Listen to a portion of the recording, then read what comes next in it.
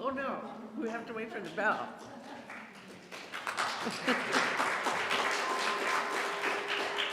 There it is. All right, Charlie, thank you.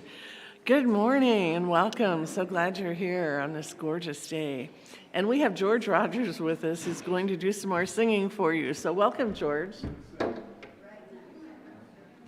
Welcome, George.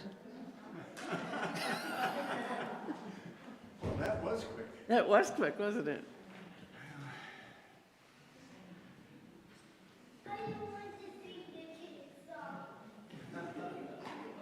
Well, I can sing the kids' song if you don't want to.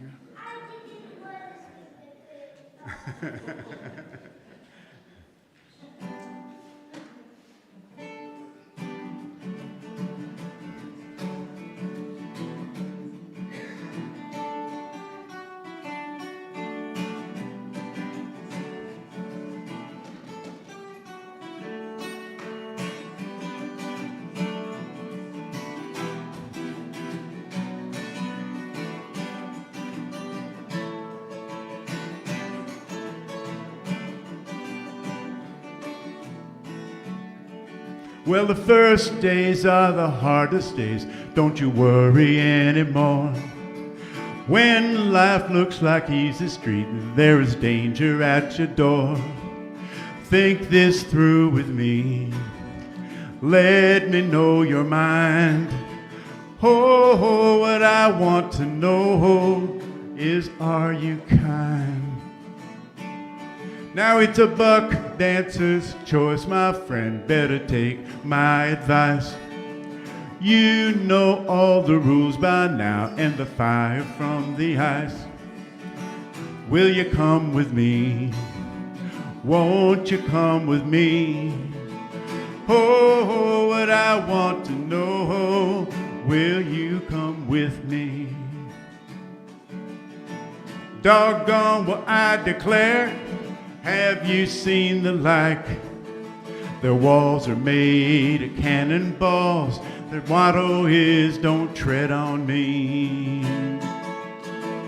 Come hear Uncle John's band playing to the tide.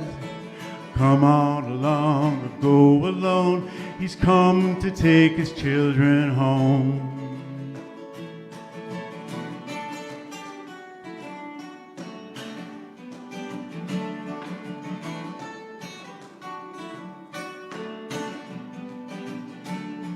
Now it's the same story the crow told me. It's the only one he knows. Like the morning sun we come, and like the wind we go. Ain't no time to wait. Ain't no time for hate. Oh, what I want to know, where does the time go? Come hear Uncle John's band playing to the tides. Come on along or go alone. He's come to take his children home.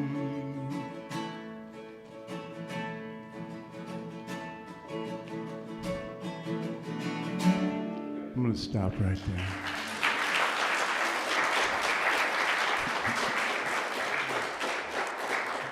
That was beautiful. That was great energy. Good. Yeah, really great. I've got some. I took a walk this morning. I'm afraid that might take all of it away. But I still got some. You do. You do. All right. Thank you. Hi, I'm Reverend Dr. Mary Mitchell. I'm a practitioner here and retired minister. And I'm happy to welcome you. And if you're new this morning, we'd like to meet you. If you would come up and introduce yourself. And there's a welcome packet on the back wall. It's blue, and you can pick one of those up. So we encourage you to do that. He has his way of how he wants it to be. Yeah, that's sweet. Well, we're here to inspire you to live spiritually fulfilling lives, and that's what all our classes do. That's what they're all wrapped around, you, and helping you develop in your spiritual connection with God. So we encourage you to take advantage of that. We're going to invite the children forward now, and as they come up, if you would turn around, Lindy's going to pan the camera and show the world who's here. Good morning, world.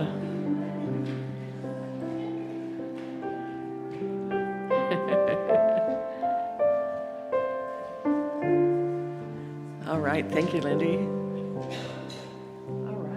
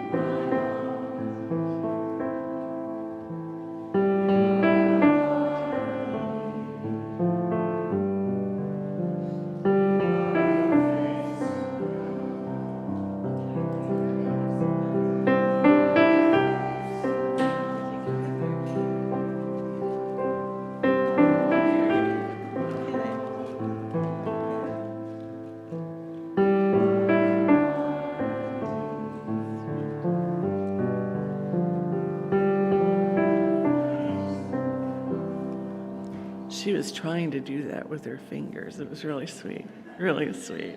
It's hard when you're new and you're looking around and everybody's pointing at you. That is something challenging. Okay. I would like to thank everyone who came early today to set up for us. Lindy and Joey are in the sound booth. Doug and Ronnie are at the door. Huh? Oh, you're waving at them? Oh, well, how nice is that? Thank you. And the kitchen cookies are in the kitchen. And I'm here, and Charlie was here to do an early opening, and Judy came, and so did George, and so we're having a good day already. If you have a cell phone, we'd appreciate it if you would turn it off or turn it on airplane mode.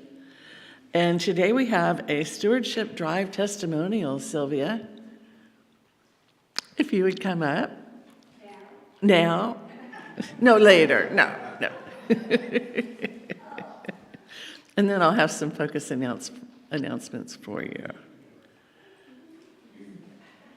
And after the focus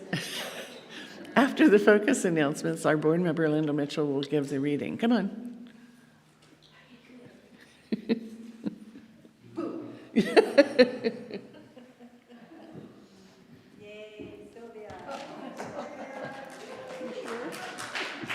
Oh, see, this is why you give me money, so we can be together. All right, hope I don't make anybody fall asleep or throw tomatoes at me, but, so it's going to be a little personal, not much, but a little bit about my journey, okay? About 25 years ago, I came to Reading after a divorce, and I got a job as accounting manager at a big company, and I was working over 50 hours a week, so I hadn't made any friends, didn't have time.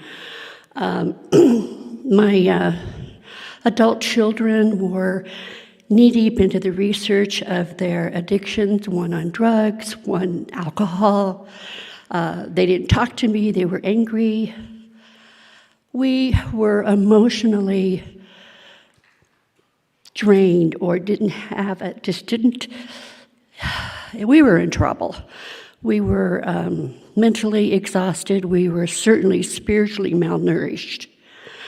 And anything would trigger any of us, would set us off, this. And as a mom, I struggled because I felt it was on my shoulders. And there was times I wondered, am I a good person? Have I caused this suffering? And if I have, for what reason? And how do I change my life and the life of my daughters? Is it even possible? There was many, many, many nights I would be on my knees crying to God, saying, please show me the way. And here I am. Yeah. So this is what I have learned or has been revealed to me so far, okay? Ernest Holmes said that you change your thinking, you change your life, and he was so true. It was so true, is so true. I found that the best thing I can do for me and my family was to have an open mind, to be open at the top, to be open to new ideas, new thoughts, even if it scared me. No, wait a minute, there's some reason why this is being revealed. One of the other things was that love. I learned that for me, to take love and put it in every situation, insert it in every conversation to everybody. And it's changed my life. Plus, with all the spiritual mind treatments from Charlie and Sue and Dr. Mary, with all the classes, things that I learned, the rich conversations that we had in the class with each other, I say thank you. Thank you to all of you for being willing and having the courage to share your story or your thoughts, because it opened, again, my mind. I'm prospering. My children are out of their addictions, yay. My whole family is doing well because I came here, okay? It's been a long journey. It will continue to be a journey, but a loving one, I know. And I'm going to continue to give my money here because I don't give it to the center. I give it to you, to me, our family. I'm going to invest in continuing so that they can have classes, continue so that they can have fun volunteering or any of the socials that we have. Okay.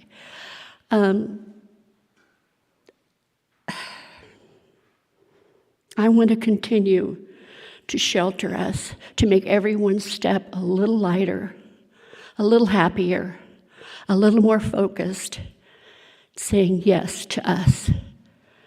So you're not, again, donating to the center, you're donating to our future. Thank you, God. And so it is.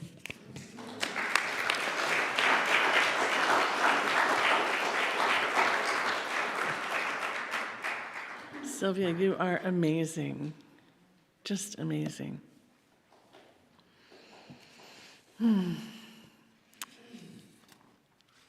All right, nourishing our community. Today is the last day, so if you have a bid out there on any of the papers, check on it quickly after service is over, because you might have to upbid it again.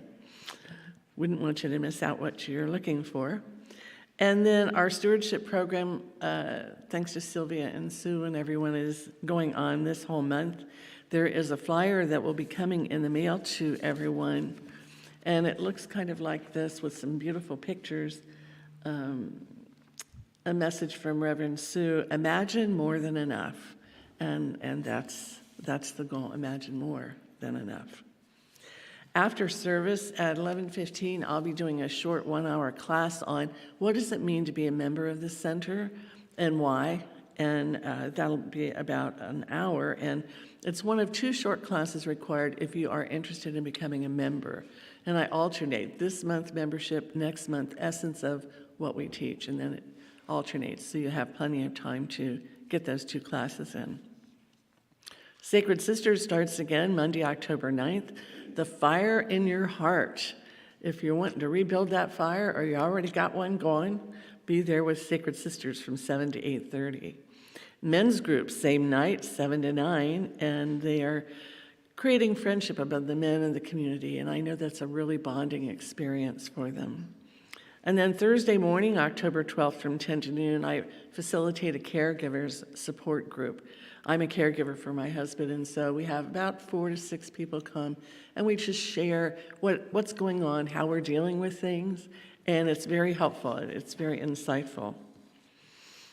Now, Christy Carr, our practitioner, is having some health issues right now, so she is having to cancel the class, Change Your Thinking, Change Your Life, and also cancel her bead therapy Saturday, October 14th. We're unfortunate. We got her on the prayer team, so she's on the list for healing. Awakening to Oneness with Life, meditation with Jill Matthews is Thursday, October 12th, 6:30 to 8. Music Jam. Oh, another music jam? Friday, October 13th. You don't want to miss that with Michael Harrison, Shem Smith, and Margot Francios. 7 to 8:30. Landscape Seva, Saturday, October 14th. And there's a pretty good burn pile out there right now, Charlie, so you'll probably be adding to it. And from 9 to noon on Saturday, October 14th. And that's about it for all the announcements. All right, so Linda, if you would like to come up and do the reading, then Charlie will invite the bell 3 times, a time to take that reading into your heart, and then I will be doing a spiritual mind treatment. And during that time, if you're wondering why we have this big tree in here, it looks like it'll go through the roof any minute. But it's for Frances Bliley, and it'll get planted out in the side yard here. And its leaves will be purple-red, her favorite color. So include that in your treatment, in your heart-opening ringing of the bell.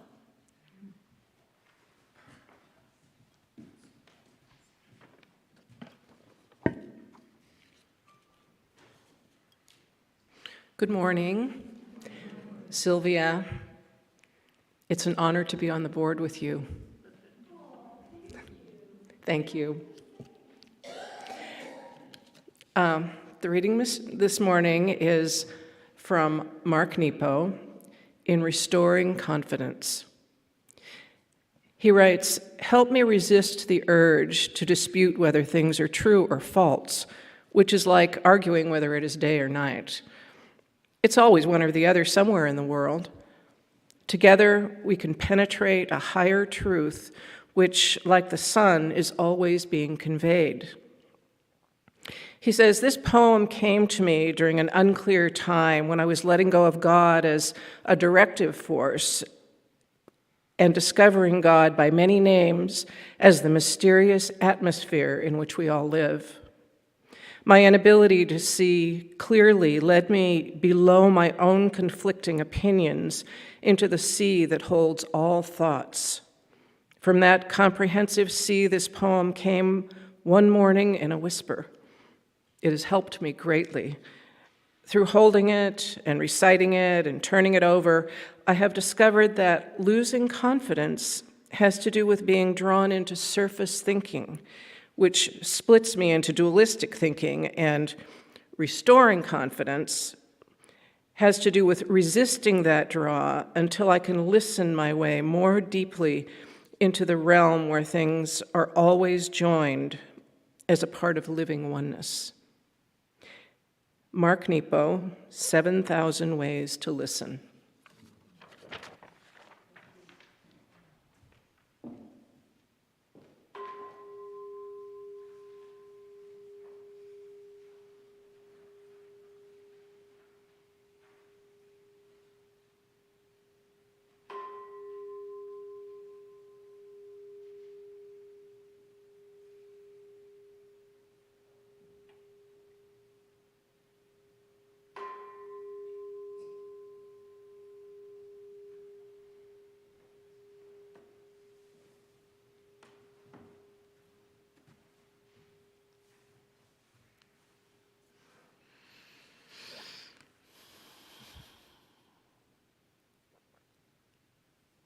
There is only one infinite intelligence that has created the universe and more.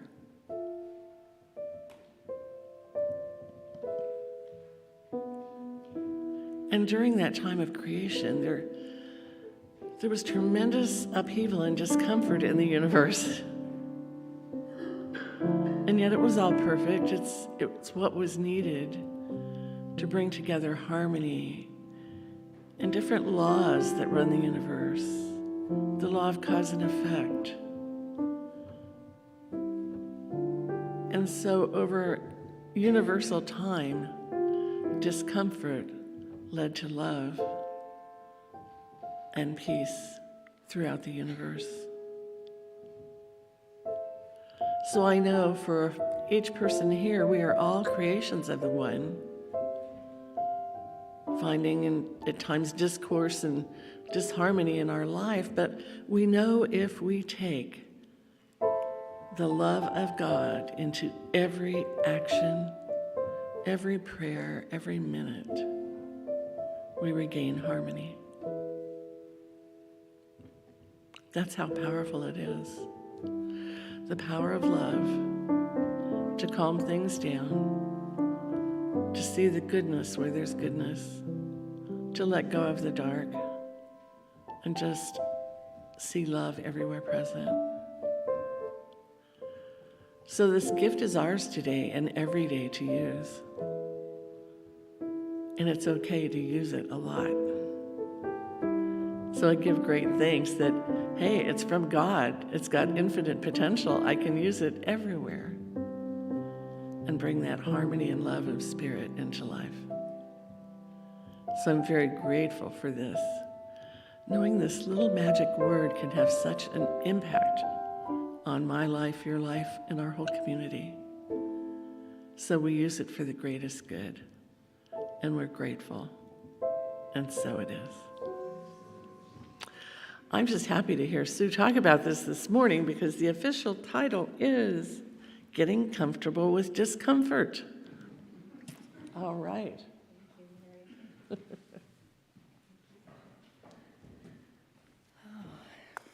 Good morning. Nice to see you, all of you. I feel as I was sitting there listening to the music and to the prayer and the beautiful testimony from Sylvia, I wanted to just have Charlie sound the bell one more time if you don't mind, Charlie. And then just a few moments of silence in thinking about the wars that are going on right now. I don't want to brush over that. I'd like this moment of silence to just be your prayer, as Sylvia so beautifully said, love and peace and harmony upon this world. So let us go there before we say another word.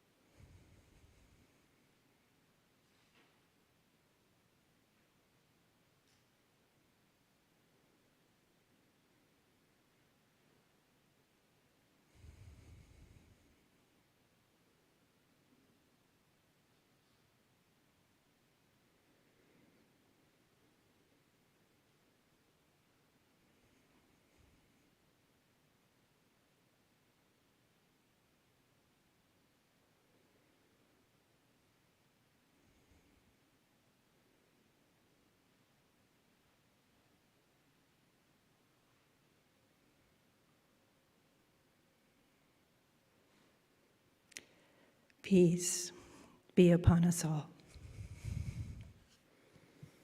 And so it is. Thank you. So, getting comfortable with discomfort. War is uncomfortable. We can't really get comfortable with something like that.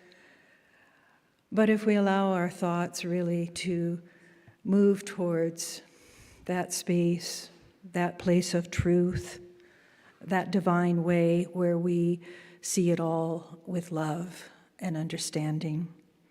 May it be so. So this idea, we're still talking about playing with paradox, and I'm learning so much myself. But there was a little humor that relates to this message today, and see if you find this bringing a smile upon your face. A patient in the dentist office, just before he was having some work done, he asked the dentist, "How much does it cost to have a tooth pulled?" The dentist replied, $300. The patient said, "All that for only a few minutes of work? That seems expensive." To which the dentist said, "Well, I can pull it out slower if you'd like." I thought there's always an answer to these, our solution to these things, these questions that we ask the world. But this week I received some emails from some friends about paradox, and one of them was from Sally Foster, and she sent this little blurb that said, "And perhaps the most beautiful paradox of all is how the human soul is heartbreakingly fragile and unbreakably strong at the same time." And then there was a little word that said, "Who wrote this?" And I think it says hoodoo or hoodoo. So I don't mean to disrespect you, hoodoo, hoodoo, but I'm calling you that. So as we continue to explore our own willingness to spiritually embrace the idea of some of the polarities that we have been wrestling with, we realize the suffering starts with our attachment to our perspective. And that is what's causing us to feel edgy when we bump up against someone that's not seeing it the same way. But this is where I like to remember what Earnest Holmes said, and Sylvia used it as well, the term open at the top, because he knew this towards the end of his spiritual journey of looking at humanity and spirituality and how everything works together in the soup of all of that. And he declared, "Stay open at the top." And what that means is allowing your consciousness not to be so framed in, so restricted that you can never see another way. And exactly what he said here, because he reminds us, just be willing to stay open just a little bit to understand someone else, regardless how you're feeling yourself. Because in that, that's what Mark Nepo said, underneath that is where we find another solution, where we're not riding the top of our thoughts. So this is what Earnest Holmes says: keep the doorway of your mind open, feeling, thinking, communing with this life. Know that it fills you with light and with power. He also reminds us no matter what the emotional storm or what our objective situation may be, there's always something hidden in the inner being that has never been violated. We may stumble, but there is that eternal voice forever whispering within our ear that thing which causes this eternal quest, that thing which forever sings and sings. Earnest Holmes, again, that beautiful voice of compassion and love and understanding underlies all that we move ourselves through. So let's try and settle into what Earnest Holmes, the founder of this teaching, in this message today, is about getting comfortable with discomfort in relationship to playing with the paradoxes we come up against. Because no matter what the situation may be, we can trust that inner being inside of us is not touched by the drama. It's witnessing, but it is not disturbed by the drama that we find ourselves in. So here, then we can lean in with a faith of a knowing something deeper is unfolding. And there is that eternal voice singing to us, there is a greater way to be here. Do not lose your sense of peace. And now Kathleen Patton also sent me something, and this is very profound, from Carl Jung, and it carries the message as well. Jung says, we are here to integrate the opposites. Out of that evolves a new energy, that's what we're talking about, called the transcendent function. This is how we heal the earth and how we heal ourselves. The other idea is called the dialectical imperative. Ooh, I sound so smart when I say that. I have no idea what that means, but I'm going to pretend. Ask Kathleen, she's here today. This presumes that there is a movement of polar opposites which results in a new energy or paradigm. So thank you, Kathleen, because I love how this brilliance surfaces for us to explore together then, and all of us be that much wiser. So how do we do this? You know, some of you might be wondering. Because we often even aren't aware that we are making a stand on one side versus the other until the two extremes are bumping into each other. But as our world experience continues to be an outpicturing of our own consciousness, because what we thought, what we think, is what is before us. So all of it, the good and the things that we struggle with. But also with our stream of thought, our way of being, we also create a circle of friends, right? A circle of people where we're comfortable. These are my people. These are my people. And I can speak my truth because I'm comfortable with these people. We're like-minded. And so we get very comfortable. And then with that comfort, sometimes we are missing the alternative point of view. It's going to escape us until we are surprised somewhere along the line that we're upset. Suddenly we're triggered. So this is where Eckhart Tolle says something very pertinent here. Whenever you're experiencing any form of adversity, it's important to understand the laws of polarities in the world. On the one hand, you have what we would call order. When order is in your life, we feel creative. We have structure. We all want to live in an ordered universe where everything is working as it should. But there is not just order in this world, there is the other polarity, which we would call disorder, disruption, and chaos.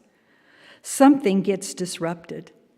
And disorder is necessary because real inner growth usually does not come when things are going well. Dang that. That's not where the awakening happens. Awakening comes when this chaos breaks into your life and when you're out of your comfort zone. Eckhart Tolle, such a quiet little man as he blows us away with this amazing idea.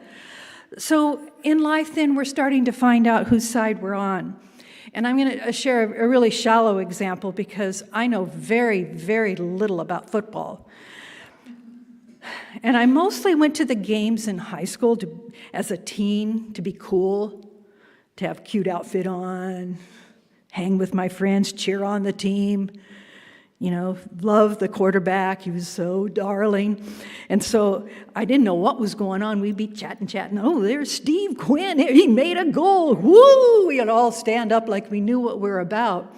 It's just to get Steve's attention. But beyond that, I knew nothing. I knew nothing about football. Fast forward to the days when I was a nurse in the hospital. Here comes the pool, the Super Bowl pool, right? Put $25 on a square. Buy as many squares as you want. And then the score gets on the grid. And so suddenly I'm thinking, I'll buy in that. Suddenly I'm into the Super Bowl. I don't know who's playing. I don't care who's playing. I just want that money.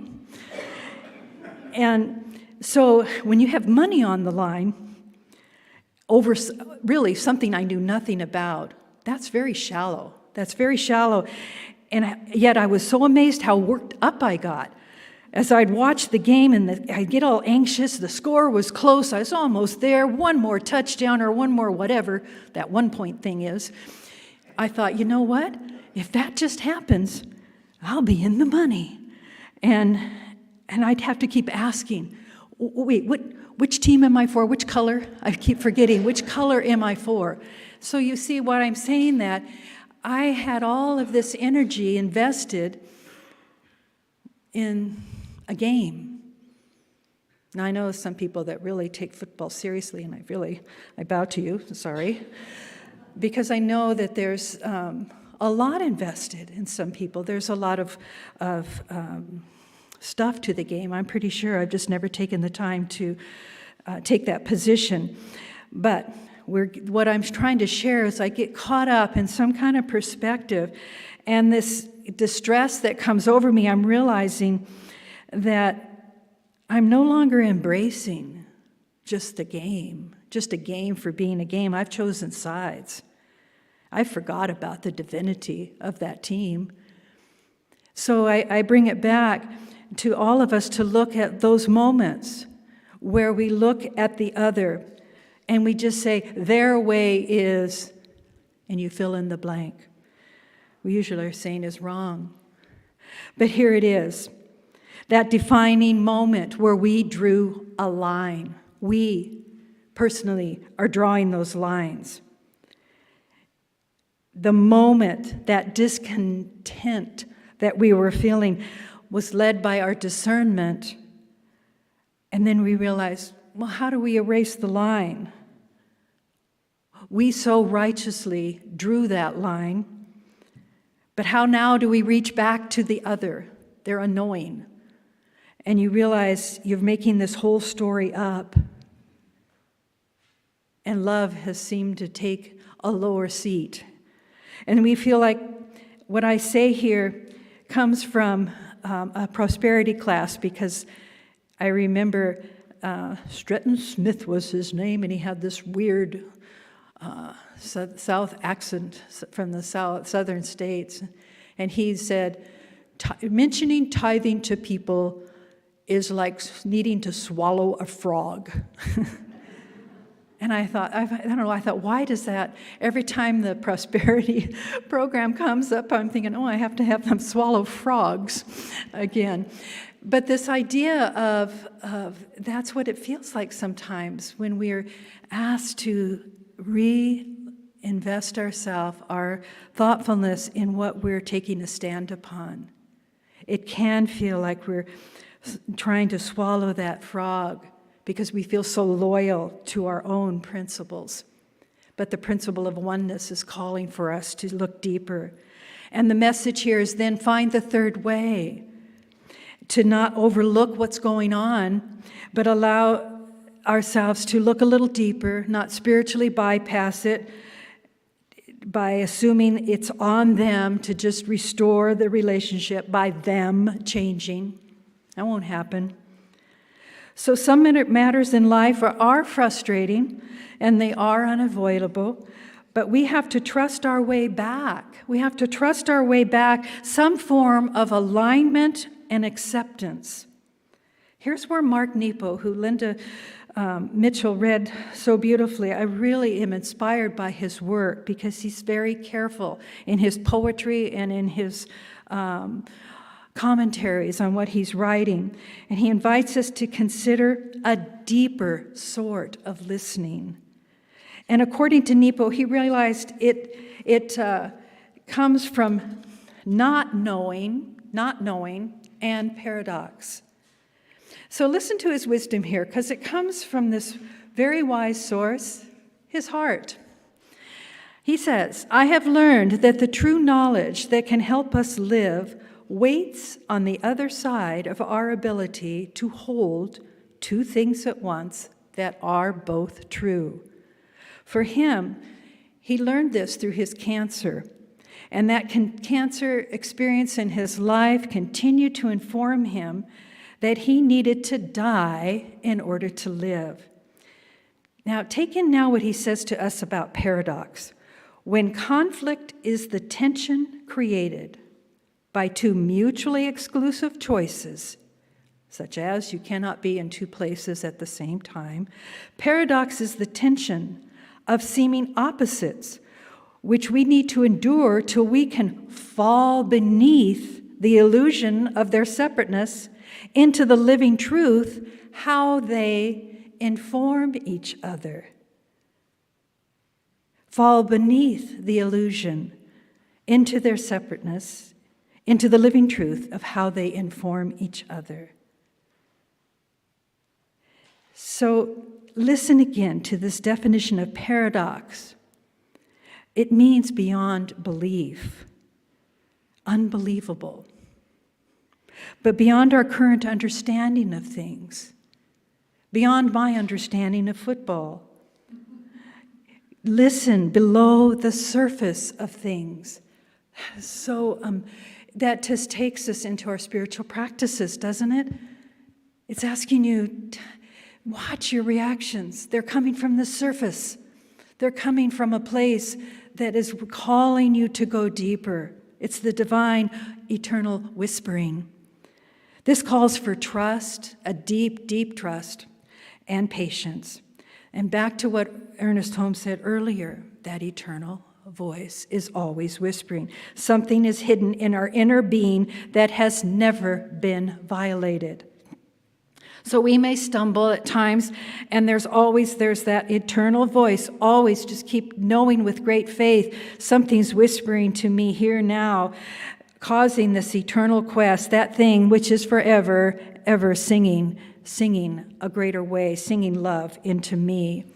So as we grow in our spiritual understanding of dealing with this tension of opposites, that uncomfortable space that I speak of, we might not know at first that anything ever is going to resolve. But how do we arrive at our center or the middle way? We have to take the time. We have to take some time in not knowing our way. That's one thing Mark Nepo said. Remember, it's either the paradox and that space of not knowing. Now, if you pull back, you relate to that, you can realize that sometimes our discontent in the matters of the world or your personal life, that this is what's touching upon it. If we don't know what's next, we're not very comfortable, right? And we start to cling and grasp and hold on to a little tighter. But these deeper truths, these deeper solutions are being revealed if we take the time to endure this not knowing. And I know that we all want to be in our happy place, but sometimes we aren't feeling it. So we can't afford to be hasty in this. It's something new and beautiful is unfolding in consciousness. We might not get our opinions fully accepted on these matters. Doesn't matter. What matters is that we're finding our way. So I invite you to think about the middle way, the Buddhist way. This is the middle way between the extremes of indulgence and self-denial, free from sorrow and suffering. This is the middle way, which gives rise to vision, which gives rise to knowledge, and leads to peace and direct knowledge, enlightenment, and wisdom, the Buddha. Buddha spoken to us all along the way. We've been informed about not knowing in paradox and understanding about this tension, and then recognizing now that this paradox of truth is being revealed now in our understanding as part of our transformation, the transformation that will take some time, just like the caterpillar turning to a butterfly. It takes time for that transformation and this self-awareness. Now, a person that wrote a book, Navigating Polarities, he said, standing in this third way is your practice. It relies on a way of being and doing that most of us were never taught. It requires self-awareness, conscious choice, and courageous action. So if we're locking into our perspective only, we are missing what Science and Mind is telling us to step into, and that is to embrace the polarities of humanity and divinity and find a new way to navigate through more love, yes. More support for one another, yes. Rather than challenging it all with a very stubborn will and righteousness, which I have felt in my own heart, when we live life picking our sides, picking our opinions, picking our preferences, picking our beliefs, preferences, whatever is benefiting us to keep us safe, that's what's going on. So we have to be vulnerable. There's that word again. Look at how that vulnerability is opening that space of your heart. This isn't easy for any of us, because we're all here very wise stewards of our land and of our democracy. And so we look at this request to look deeper. Because in those moments that we passionately chose what we believe in, we feel safe. But looking deeper in this third way, this is the challenge that will expose you to looking in a way to deeply invest your perspective that you know is just very challenging to shift. But if you have been grasping too tightly, that's not serving the greater good of all. You need to try, if you can, to be open to being wrong. None of us want to feel that. We want to feel that we've been right all along. Scott Peck says, our finest moments occur when we are feeling uncomfortable or unhappy. In such moments that we are likely to step out of our rut and find, again, here he's saying it, find a deeper way. So third way, not swinging back and forth, but being willing and vulnerable to look what truly is no longer working for you and see maybe for the first time the other side of the paradox that is informing you. When you are pushed away, or what pushed you away, by not digging deep enough, you might discover could possibly be something that is benefiting others. And it's something for you to consider, that middle ground. It is the balance of all perspective. And ultimately, this could lead to greater insights, greater care, greater love for one another. So Brené Brown, I'm going to close with this short story of hers that it brings to us because she reminds us in the most challenging moments of dissonance, we need to stay curious and resist choosing what I'm talking about, our comfort over courage. Because it is brave, she says, to invite new information to the table, to sit with it, to hear it out, but it's also very rare these days. So here's her story. In 1954, the social psychologist Leon Festinger and two associates infiltrated a doomsday cult to find out what would happen when the leader's prophecy failed to be fulfilled. The leader had promised her followers that the world would end on December 21st, 1954, but that they would be picked up by a flying saucer and transported to safety at midnight on December 20th. Travis and Arison explained, many of her followers quit their jobs, gave away their houses, dispersed their savings in anticipation of the end. Who needs money in outer space? Others waited in fear or resignation in their homes. Festinger predicted that the believers who had not made a strong commitment to the prophecy would quietly lose their faith. in the leader when the world didn't end, and those who had given away their possessions and waited with other believers for the spaceship would double down on their belief in her mystical abilities. He predicted that even if the prophecy did not materialize, the followers who lost the most would demonstrate their increased commitment by doing whatever they could to get others to join them. At that time, this hypothesis blew the doors off every existing theory about motivation and human behavior. Unthinkable that people would double down once proven wrong. But by 4:45 a.m., when the spaceship was a no-show, their leader shared a new vision of the world. Because of their strong faith, they had been spared. Hypothesized by Festinger, the most invested members responded by calling the media with the great news, and they became even more invested in the evangelist of the group.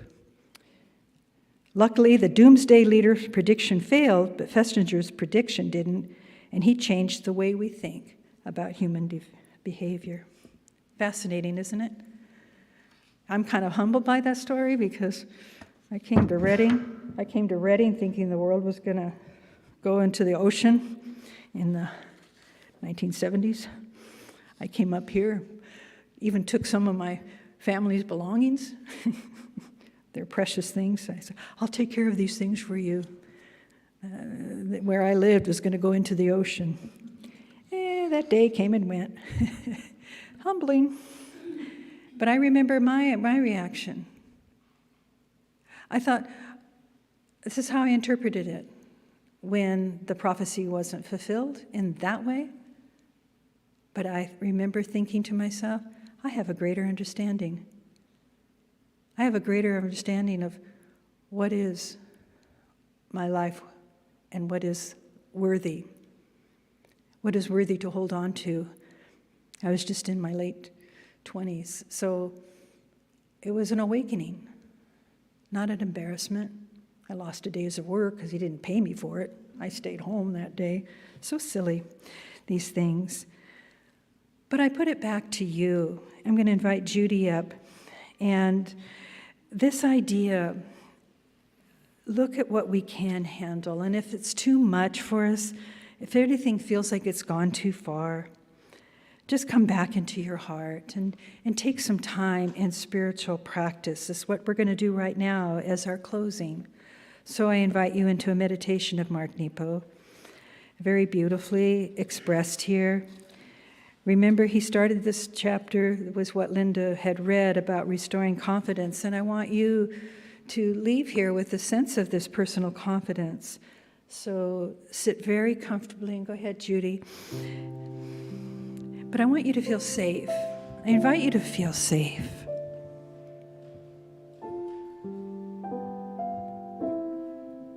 I want you to imagine what the middle way or the third way might be for you as you drop in deeper. You see, you're deeper below the story, below opinion. Go deeper. Sit there and breathe in a space where you can forget where you've come from and what you have been holding. Go deep. And as you exhale, allow that exhale to be very deep and freeing. Forget what awaits you when you are through with this meditation. Just be right here in this moment. Your eyes can be closed and you witness, perhaps, an inner light, some light that is near you. That is not knowing. That light, that spaciousness, that purity of light is not knowing. And there is no fear. You see that? When you simply close your eyes to be still and know. There is no fear.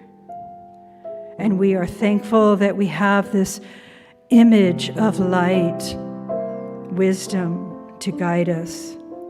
And we breathe deeply, trying our best not to name or define what is before us. Let it be a free floating sense of my absolute peace in knowing the soul nature, that eternal voice, forever whispering, practices not knowing, and realize truths are bubbling up, all existing at once. The way an inlet accepts water from any direction, let it be so. Leave your opinions in the light. Leave it there so that you are free and held in not knowing, but being. This is deepening your trust in life. It's a spiritual practice at its very core.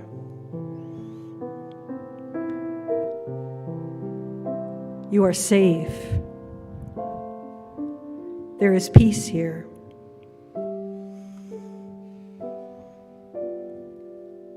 There is a not knowing. But there is a trust and a faith that you are being directed. Listen, listen, listen to your heart's song. We let it be so. We release this message into our hearts, into our own self-discovery, knowing that what we champion here, what we're able to process here, we take out into the world. And we act with loving kindness. Thank you, God. And so it is. Thank you, Judy. Thank you, George.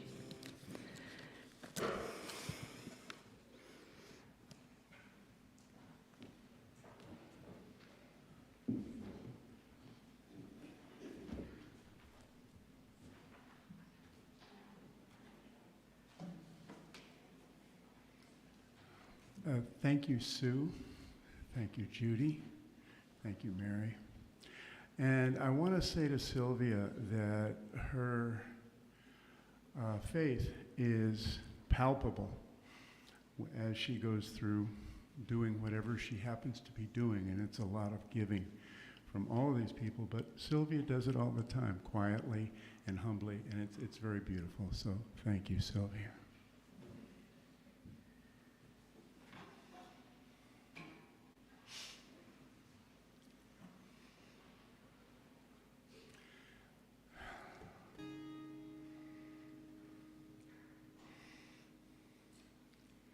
Well, I don't hope this doesn't break the calm and the beauty of that meditation, but I'm afraid it might.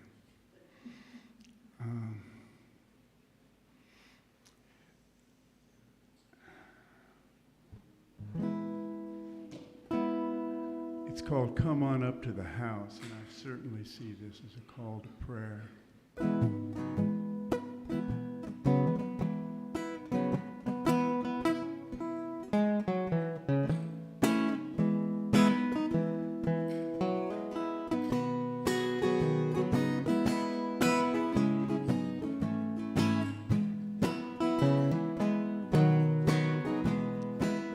Now if the moon seems broken and the sky's cracked, come on up to the house. If the only things that you can see is all you lack, come on up to the house. All your crying don't do no good. You better come on up to the house. Get down off your cross. We could use the wood. Come on up to the house. This is a chorus on on up to the house. Come on up to the house. This world is not my home, I'm just passing through. You got to come on up to the house. If there's no light in your tunnel, there's no irons in your fire, come on up to the house. If you're singing lead soprano in a junk man's choir, well, just come on up to this house. You got to come on up to the house, okay. Come on up to the house. This world is not my home, I'm just passing through. You got to come on up to the house. If the world seems nasty, brutal and short, you got to come on up to the house. If the seas are stormy and you can't find no port, come on up to the house. You got to come on up to the house. Come on up to the house. The world is not my home, I'm just passing through. Come on up to the house. Well, if you're high on top of your mountain of woe, come on up to the house. You know you should surrender, but you just don't let go. Then come on up to the house. You got to come on up to the house. Come on up to the house.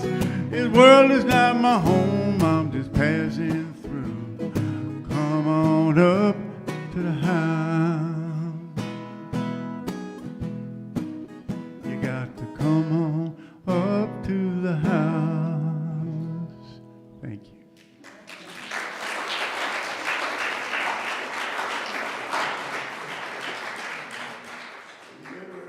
Tom Waits sing, he sings like this. Come on up to the house. If I can invite the ushers forward, please. Thank you.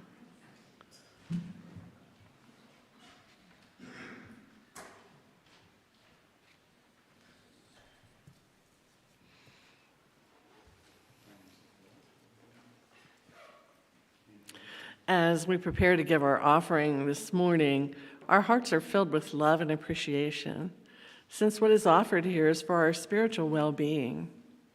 We're filled with gratitude, knowing life stays in balance, for we know the truth is, as I give, I receive.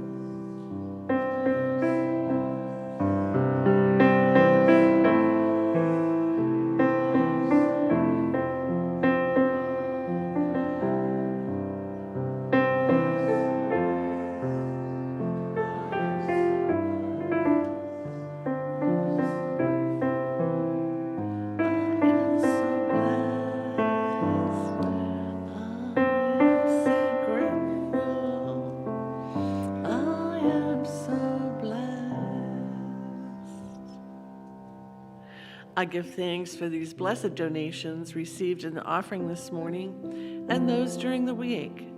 I know each dollar supports this spiritual family in so many ways as we grow together, pray together, and give thanks for all this center has been blessed with today and always. And so it is. I wanted to mention to anybody who's retired like me and has an IRA that when we're talking about giving to the center next year, in January, I take out the whole year donations at one time, and then I don't have to pay federal tax. So I like that. The center likes that, and the government may not, but it's nice that all those dollars can come here at once. So I just wanted to let you know, check with your financial person. It's a nice deduction to have. All right, we are going to have a closing song, and Charlie and I, Shirley, are you a practitioner also? We'll be up here by the bell. If you'd like to come and have an affirmative prayer, we'd be happy to do that for you.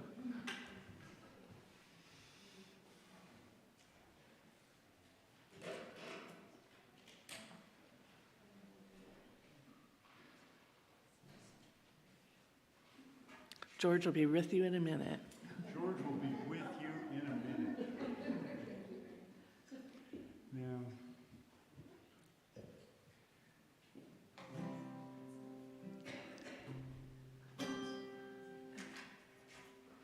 I guess I think I'm going to finger pick this one because I want it to calm down a bit.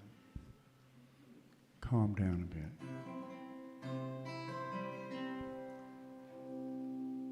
Now, you got any sound back there?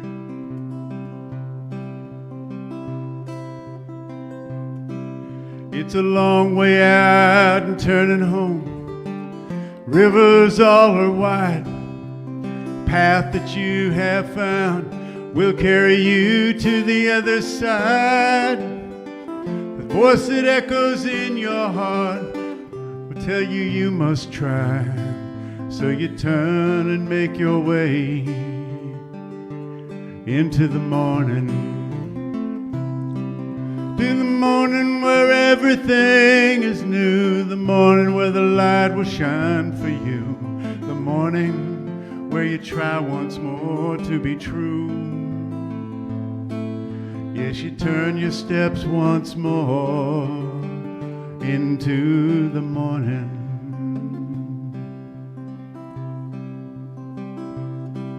Well, your broken vessel overflows. Your heart tells you where to go.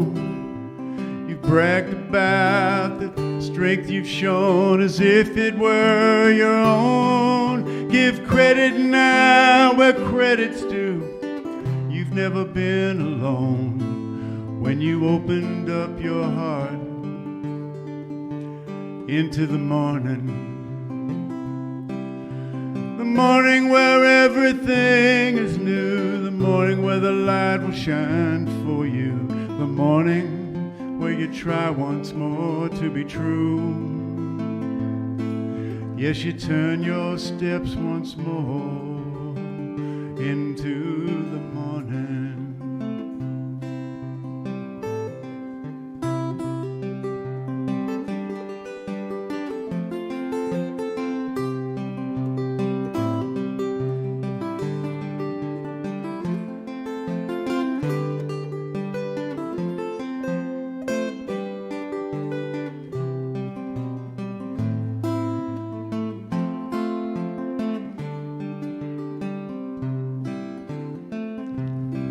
Well, I'll say no more as life turns into light upon the way. And words cannot explain the truth, nor clearly show the way. But loving is the teacher who comes to us each day as we begin to make our way into the morning. The morning where everything is new. The morning where the light will shine for you. The morning where you try once more to be true. You begin to make your way into the morning.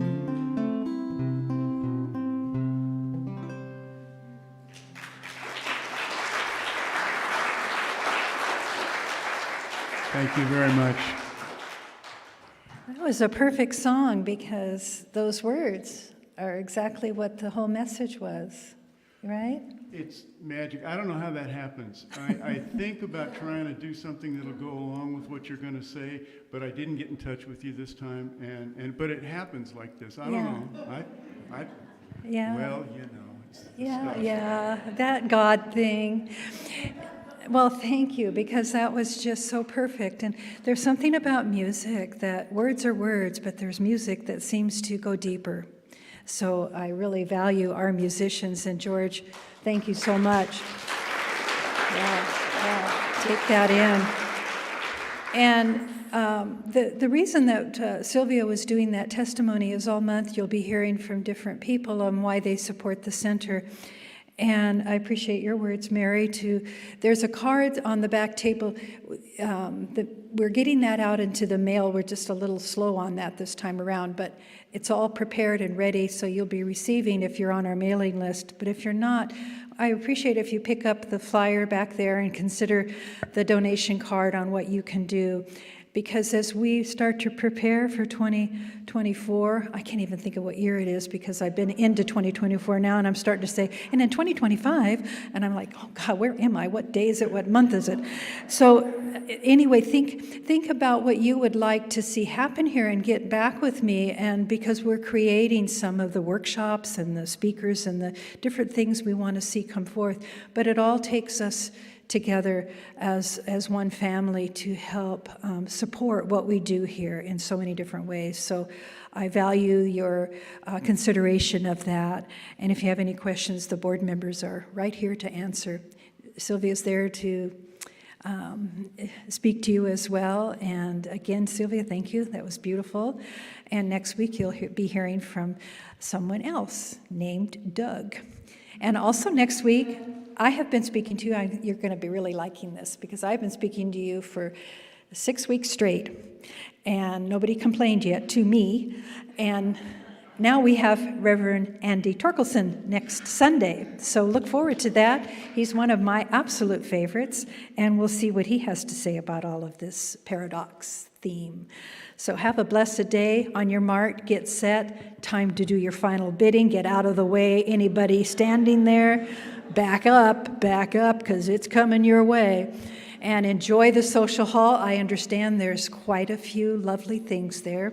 Thank you, Sandy Foley, for you brought bean soup or bean something. Yeah, there's that. Let me see.